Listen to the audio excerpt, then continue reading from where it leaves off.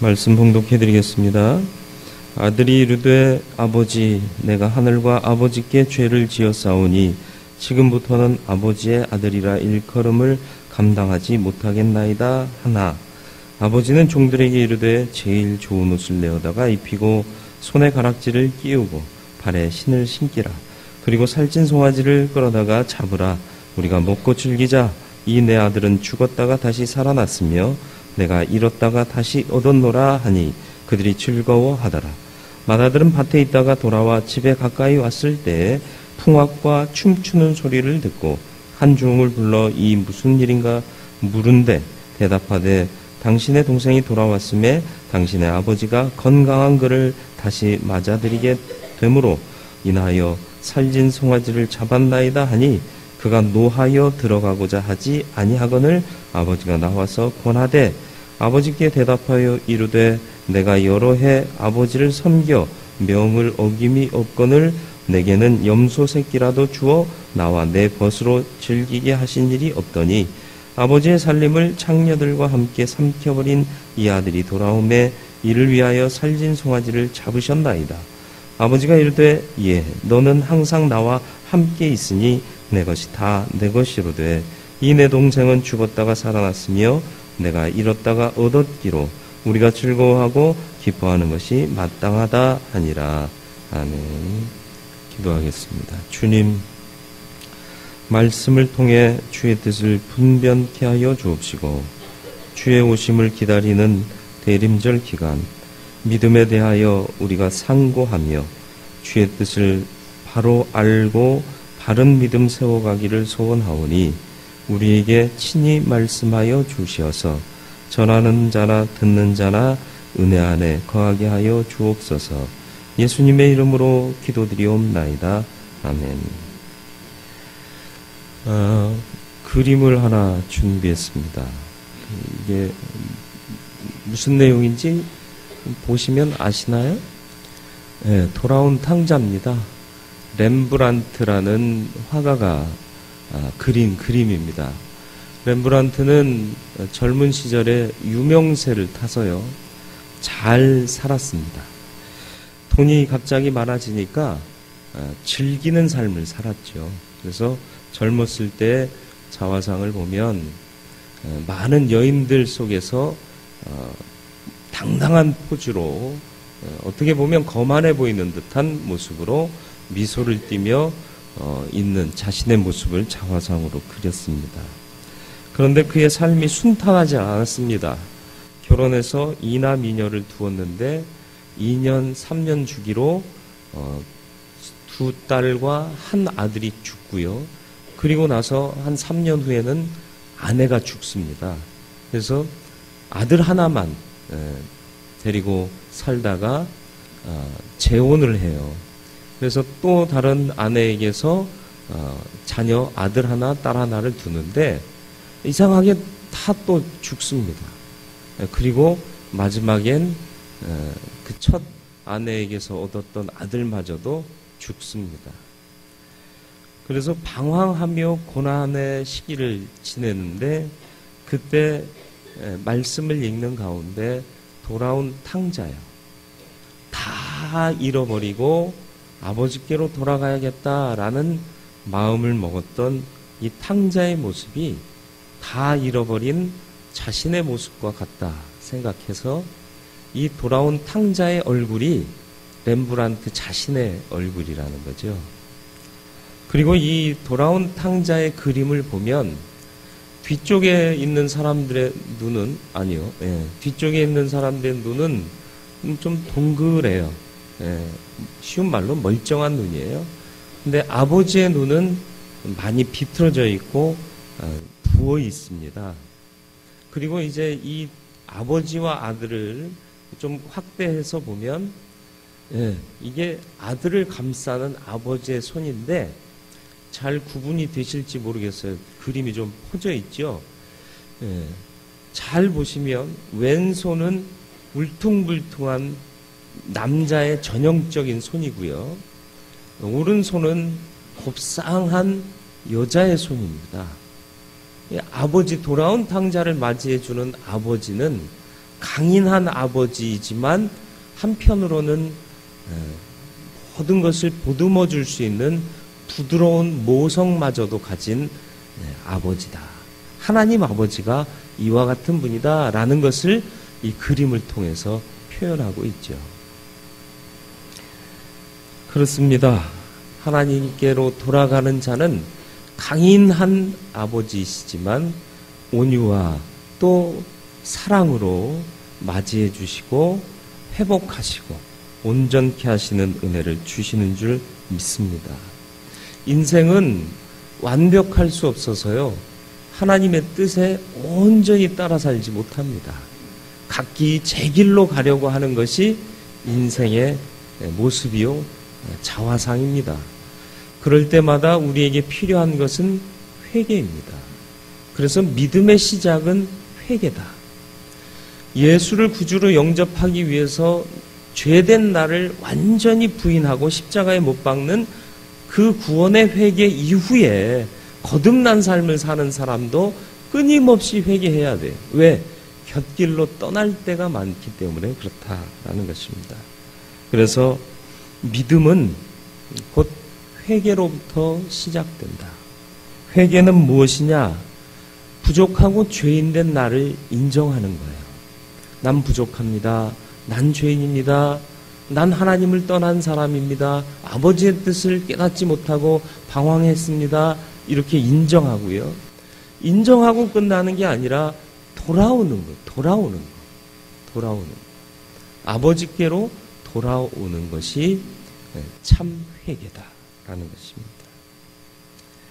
무엇보다도 우리는 아버지를 떠나서는 아무것도 할 수 없는 어린아이와 같은 존재라는 것을 인정하며 사시기를 바랍니다.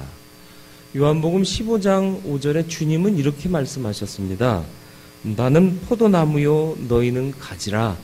그가 내 안에 내가 그 안에 거하면 사람이 열매를 많이 맺나니 나를 떠나서는 너희가 아무것도 할 수 없습니다. 나를 떠나서는 아무것도 할 수 없다. 그러니까 할 수 있는 존재가 아니에요. 가지예요, 가지. 그래서 주를 떠나서는 아무것도 할 수 없는 존재임을 깨달아야 할 것이고, 시편 131편 2절 말씀 보면 실로 내가 내 영혼으로 고요하고 평온하게 하기를 젖된 아이가 그의 어머니 품에 있음 같게 하였나니 내 영혼이 젖된 아이와 같도다. 어머니의 품에 안겨 있을 때 가장 안전하고 평온한 것이 우리의 인생이다. 젖된 아이에 비유하고 있는 겁니다. 우리는 너무 자립심이 강한 믿음의 삶을 살아왔습니다. 그렇죠? 독립된 삶이 아니라 의지하는 삶으로 돌아오는 게 믿음입니다.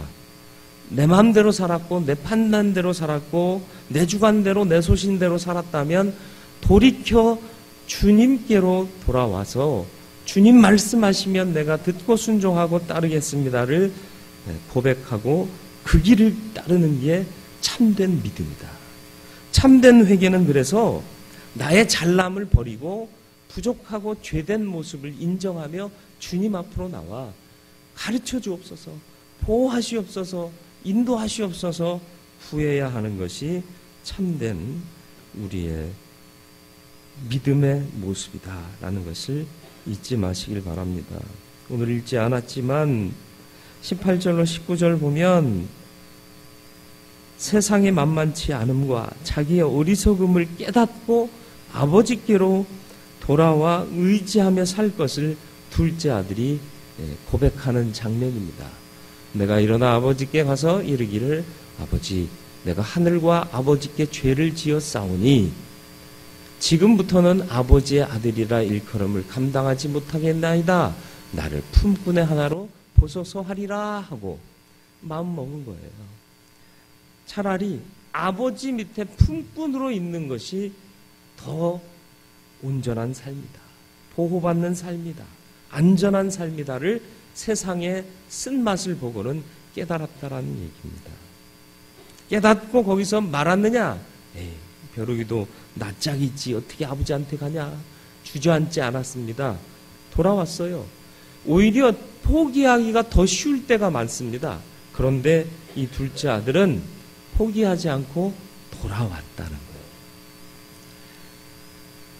거예요. 뭐라고 그래요? 자존심과의 싸움일 때가 있습니다. 야, 벼룩이 낯짝 있지? 그건 무슨 뜻이에요? 자존심 상하게 왜 그렇게 가냐? 그냥 굶어 죽자. 아니에요. 그건 아닙니다. 하나님 아버지 앞에서 왜 자존심을 내세워야 됩니까? 돌아와야 돼요. 어린아이니까. 잘못했다는 걸 알면 돌아오면 용서해줘요. 아들이 아니더라도 종의 하나처럼이라도 아버지 그늘에 살게 해주십시오. 이게 그의 고백이었던 거고요. 돌아와서 그대로 21절에 아버지를 만나서 그대로 얘기를 하죠. 뭐라고요? 아들이 이르되 아버지 내가 하늘과 아버지께 죄를 지었사오니 지금부터는 아버지의 아들이라 일컬음을 감당하지 못하겠나이다 하고 종 중에 하나로 품꾼의 하나로 써주세요라고 얘기하려고 하는데 바로 이어서 아버지가 어떻게 해요? 21절 22절이요. 아버지는 종들에게 이르되 제일 좋은 옷을 내어다가 입히고. 아버지는 그게 인정이 안 돼요. 듣지도 않아요. 들리지도 않아요. 돌아오는 자는 회복해 주십니다. 너무 멀리 가지 않으셨는지 돌아보시길 바랍니다. 너무 씩씩하게 내 인생은 나의 것이라며 독립된 삶을 살고 있지는 않은가 돌아보시길 바라요.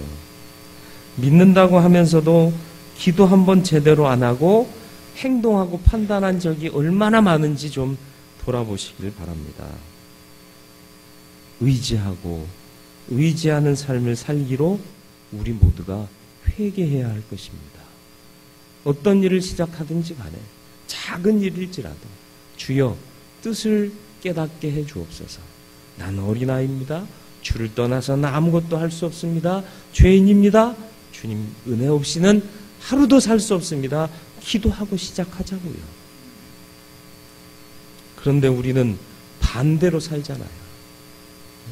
살아보고 막히면 기도하잖아요. 그렇지 않아요? 살아보고 해보고 안 되면 기도하잖아요. 아니요. 기도하고 시작하는 삶으로 회개하시기를 바랍니다. 두 번째로 믿음은 뭐냐? 아버지의 마음 아는 게 믿음입니다. 믿음이란 아버지의 마음을 온전히 아는 것이고요.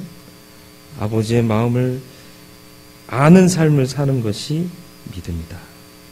둘째 아들이 아버지 아래 의지하고 사는 것이 참된 보호받는 삶이고 가장 안전한 삶인 것을 깨닫고 돌아옵니다. 그리고 아버지의 처분대로 하기를 엎드려 있는 거예요. 아버지가 어떻게 말씀하시든지 나는 그 처분을 따릅니다. 그렇습니다. 아버지가 어떤 마음으로 내게 대하시든지 간에 그 마음 알아, 그 마음대로, 그 뜻대로. 그래서 예수께서도 겟세마네에서 내 원대로 마옵시고 아버지의 뜻대로 되기를 원하나이다 기도했던 거지요. 옛날 어느 고을에 불효자로 소문난 아들이 있었는데요. 고을 원님이 평민으로 변장하고 살피러 갔습니다. 아니나 다를까 일을 마치고 돌아온 아들이 텐마루에 앉으니까 허리가 굽은 어머니가 물을 떠다가 세수하게 하고 세수한 물을 또 가지고 발을 씻겨줘요. 발을 씻겨주고 닦아주니까 엄마 배고파 밥 줘 그래요. 이 멀쩡한 놈이 허리 굽은 엄마한테 엄마가 좀 건장하면 모르겠는데 허리까지 굽어있는 노모한테 엄마 배고파 밥 줘. 이놈 진짜 나쁜 놈이구나 생각해가지고 원님이 그대로 데리고 와가지고 곤장을 치려고 할 때 어머니가 굽은 허리를 지팡이로 짚고 원님 앞에 나와서 우리 아들 같은 효자가 없다라고 얘기를 하죠. 내가 보니까 이 우리 아들 놈이라고. 아니라고. 효자라고. 왜? 내 아들이 어머니 허리도 안 좋고 나이도 많으신데 힘도 없으신데 방에 계세요. 나오지 마세요. 그러면 내가 얼마나 답답해 죽겠냐. 그런데 얘는 내가 하고 싶은 거 다 하게 해준다고. 응? 내가 따순밥 해서 아들놈 먹이는 거 얼마나 기쁨이 되냐고. 어미가 할 일 아니냐고. 그런데 이놈은 배고프다고 엄마 밥 줘 그러는데 아직도 어린 아들을 키우는 것 같은 그런 사랑의 마음을 불러일으키게 하고, 또 내가 손수 그 수고하고 온 발을 닦아주는데 내 기쁨이 얼마나 큰지 모른다고. 원님은 그걸 이해 못하신다고. 이놈은 효자라고. 그래서 그 말을 들으니까 그도 맞아요. 그래서 석방하면서 효자상을 내렸다고 그래요. 재미없죠? 재밌게 잘하려고 그랬는데 제가 감기약을 먹고 와가지고 몽롱한 상태입니다. 여러분들이 이뻐 보여요.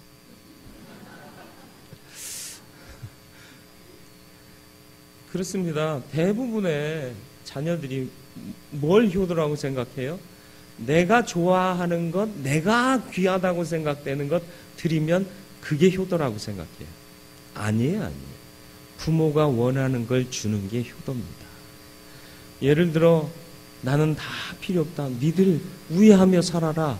그런 마음을 갖고 있는 부모한테 호텔에 가서 밥 사주고 명품 백 사드리고 그런다고 기뻐하시겠어요? 그러면서 서로 아웅다웅하고 서로 싸우면 기쁨이 되겠냐고. 아니요. 그런 거 없어도 서로 우애하고 어머님의 뜻이, 아버님의 뜻이 우리 우애하기를 원하는 거니까 형님 풉시다. 그래 풀자. 그래서 서로 우애하고 살면 그게 효도 아니냐고. 뭘 얘기하려는지 아시겠어요? 불효자는 옵니다. 가슴을 쥐라는 얘기가 아니라 하나님 아버지 앞에서 나의 모습은 어떻느냐. 여러분이 좋다라고 판단한 것을 하나님께 드리고 있지는 않느냐. 하나님 아버지가 원하시는 대로 우리가 순종하고 그 마음 드리고 그 뜻대로 헌신하고 충성해야 되는데 내가 충성하고 있어요. 내가 좋은 것으로 충성하고 있으면 그건 효도 아니라는 거예요. 하나님 아버지 앞에 효도하는 자가 되시길 바라고요. 우리 집사님 물 좀 한 잔 갖다 드리세요. 있어요? 네. 아버지의 마음을 알아. 그 마음을 따라 순종하는 것이 가장 큰 믿음이라는 걸 잊지 마세요. 내가 이만큼 했다? 아니요. 사도 바울이 뭐라고 그랬어요? 내가 다른 사도들보다 더 많이 수고하였지만 그게 내가 한 게 아니라 하나님의 은혜다 라고 고백하잖아요. 무슨 말인지 아시겠어요? 내가 수고했지만 이건 내 업적이 아니에요. 내 치적이 아닙니다. 하나님께서 하게 하신 거예요. 그러니까 하나님의 은혜로 이 일을 한 거라. 내 공로는 없는 거예요. 그러니까 하나님이 얼마나 사랑하시느냐는 거죠. 다윗이요. 다윗은 어때요? 예? 왕이에요. 예? 감히 누가 나한테 이런 생각 가질 수 있지만 나단 선지자요. 나단 선지자가 무슨 일 했는지 거의 안 나오잖아요. 쉬운 말로 말하면 많은 목사 중에 한 목사가 와가지고 당신 그러시면 안 됩니다. 이렇게 얘기를 한 거예요. 그러면 네가 뭔데? 이렇게 얘기할 수 있는데도 불구하고 그는 하나님의 말씀을 듣잖아요. 잘 모르는 선지자의 이야기를 통해서도 듣는 거예요. 듣는 거예요. 아버지의 마음을 알려고 내 마음의 길을 그분께로 향하고 있다는 겁니다. 아버지가 우리한테 가장 원하시는 일이 뭔지 아세요? 하나님이 왜 우리를 창조하셨는 줄 아십니까? 이사야 43장 7절 말씀이요. 같이 읽어볼까요? 내 이름으로 불려지는 모든 자 곧 내가 내 영광을 위하여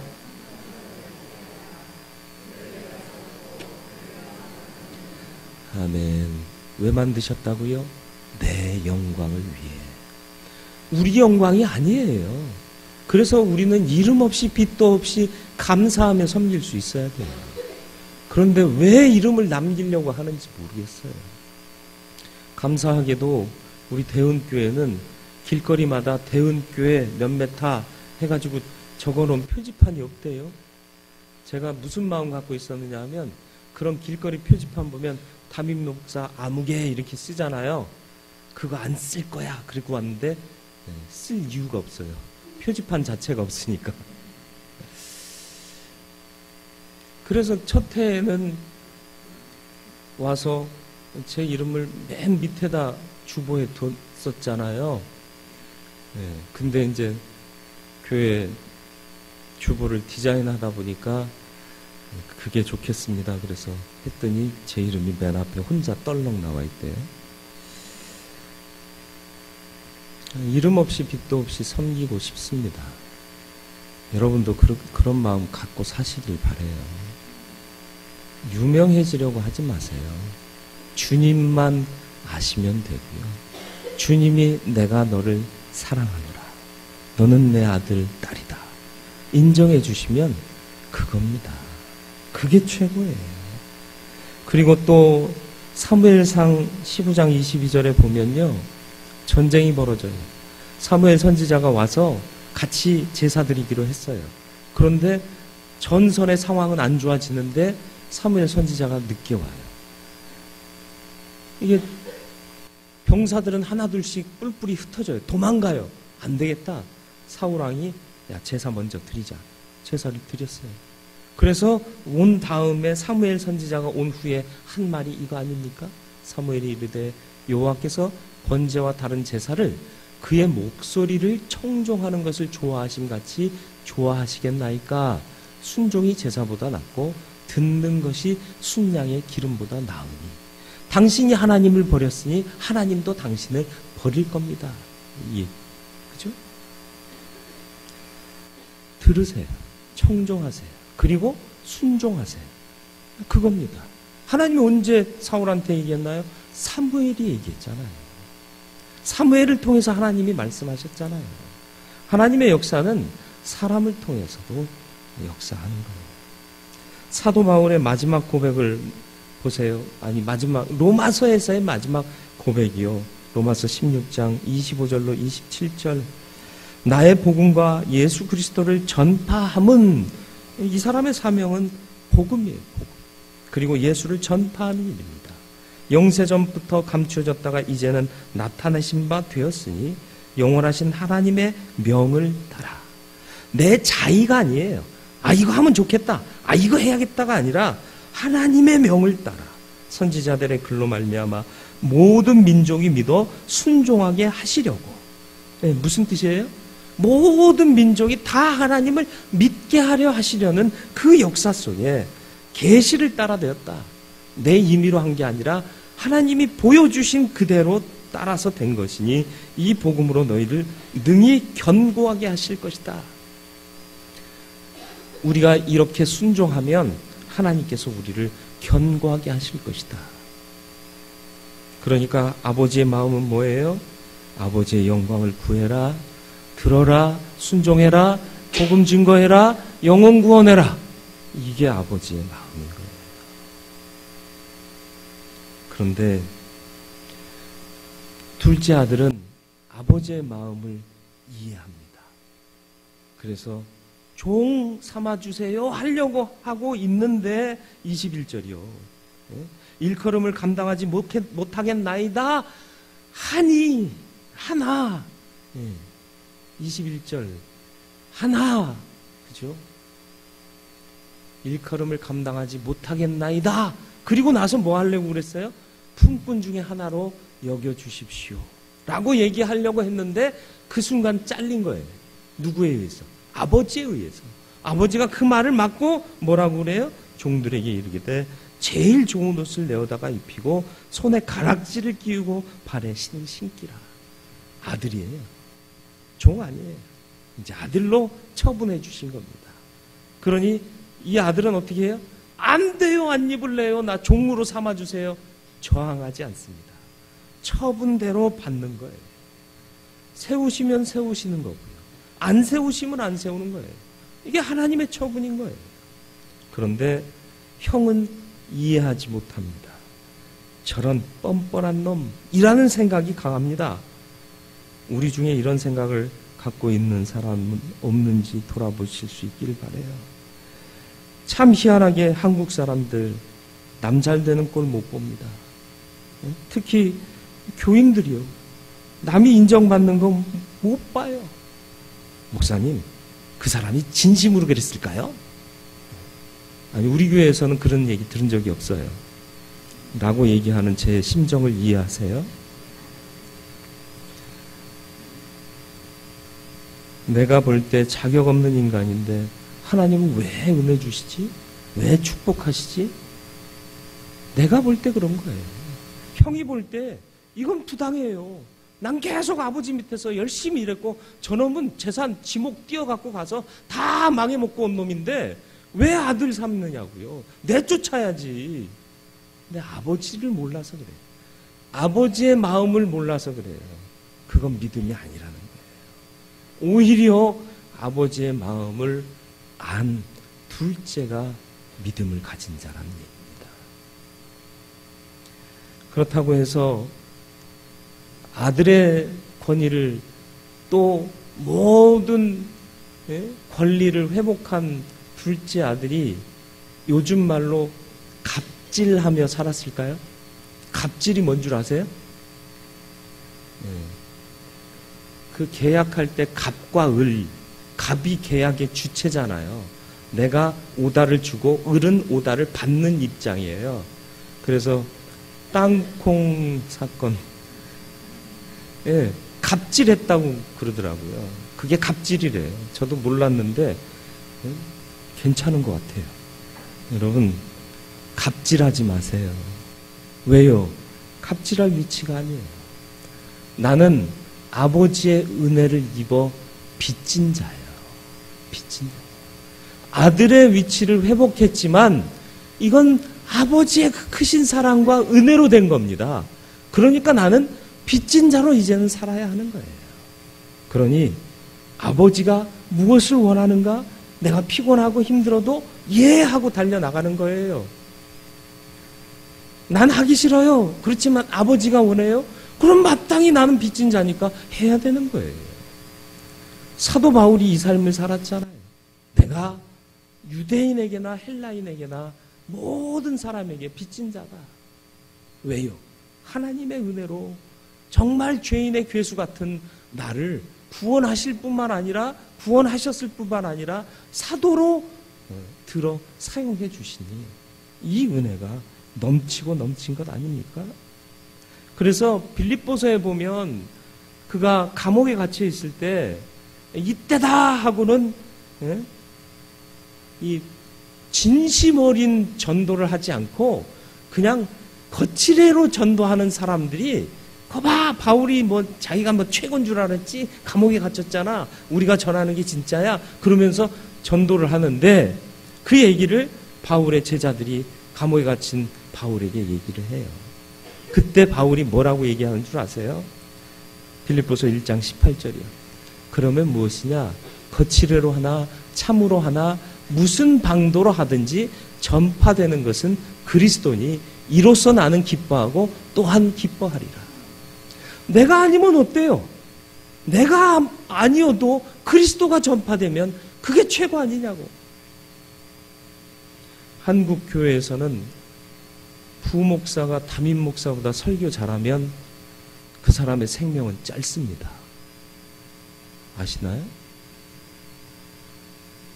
우리 박 목사님이 저보다 설교를 잘할 때가 많아요. 아니, 제 입장에서 볼 때. 그래서 저걸 잘라 말아.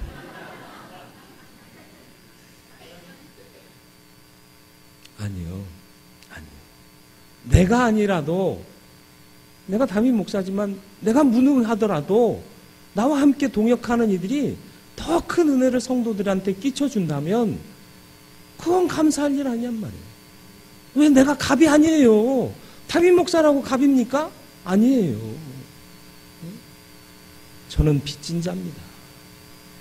우리 모든 성도들이 이런 마음으로 살았으면 좋겠어요. 그러면 직분이 더 이상 계급 안 될 겁니다.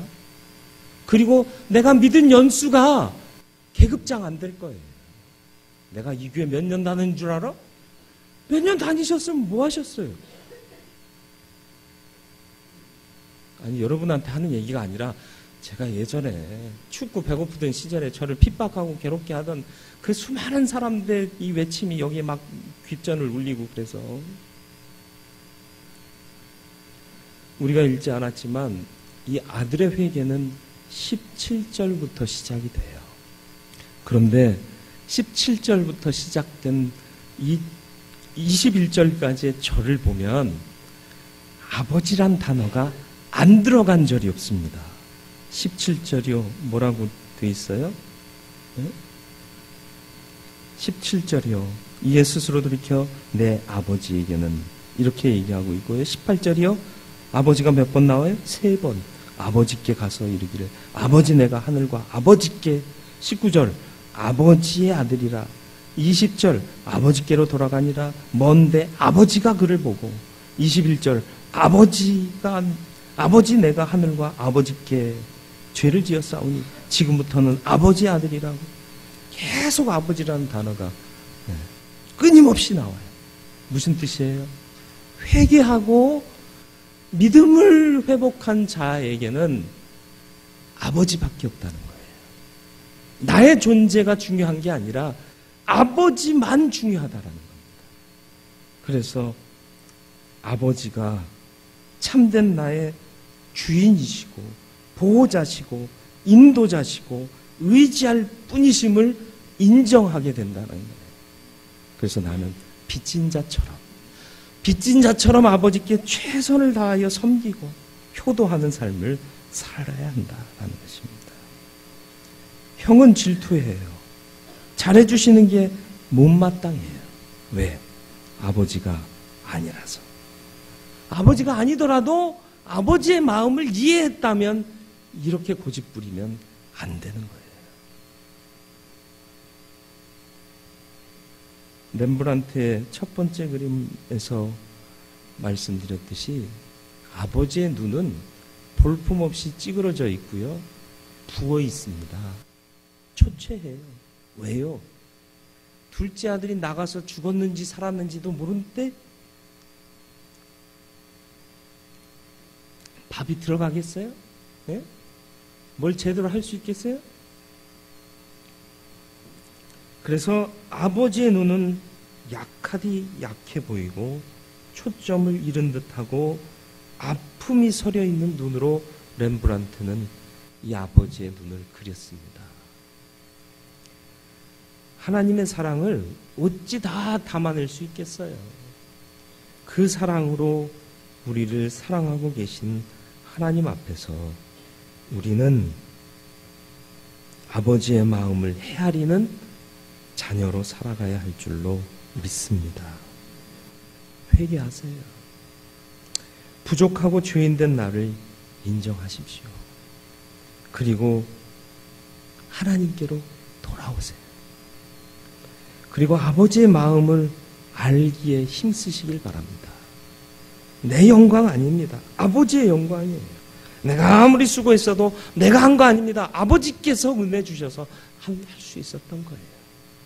그리고 모든 민족이 다 순종하기를 원하시는 그 아버지의 뜻, 구령의 열정을 가지고 복음 증거하고 전도하는 삶을 사시길 바랍니다. 그리고 빚진 자라고 말씀하지는 않지만 아버지의 그 크신 사랑과 은혜를 받았다면 나는 가히 빚진 자로 살아가야 합니다. 내가 갑이 아니에요. 아버지예요. 아버지가 보호자입니다. 아버지가 인도자고요. 아버지만 의지해야 할 온전한 의지처인 것을 인정하며 사는 저와 여러분들이 되기를 주님의 이름으로 축원을 드립니다. 거룩하고 자비로우신 아버지 하나님, 믿는다 하면서도 과연 우리는 너무 씩씩하게 믿고 살아온 것 아닌지 모르겠습니다. 돌아가야 할 때 돌아가지 못한 어리석은 자 아닌지 모르겠습니다. 이제 곰곰이 생각하고 아버지께로 향하여 발걸음을 돌리는 자 되게 하여 주옵소서. 늘 의지하고 의지하며 살아가야겠습니다. 주님, 나는 어린아이요 나는 죄인이요. 하나님의 은혜 없이는 아무것도 할 수 없는 존재임을 고백하오니 은혜 주시어서 이 일들을 감당하게 하시되 이 일이 내 일이 아니라 아버지의 일임을 잊지 말게 해 주시옵소서. 그래서 아버지의 영광을 구하고 아버지께서 원하시는 간절한 소망, 영혼을 구원하고 또 주님 앞으로 인도하는 이 일들 감당하게 해 주옵소서. 때로 믿음 갖고 살다 보면 내가 갑이 되려 할 때가 얼마나 많은지 모릅니다. 어찌 내가 갑입니까? 나는 아무것도 아닙니다. 주님이십니다. 아버지십니다. 아버지뿐입니다. 아버지를 인정하는 자 되게 하여 주옵시고 그 마음을 헤아려 그 뜻대로 순종하는 아들, 딸 되게 해 주옵소서. 예수님의 이름으로 기도드리옵나이다. 아멘.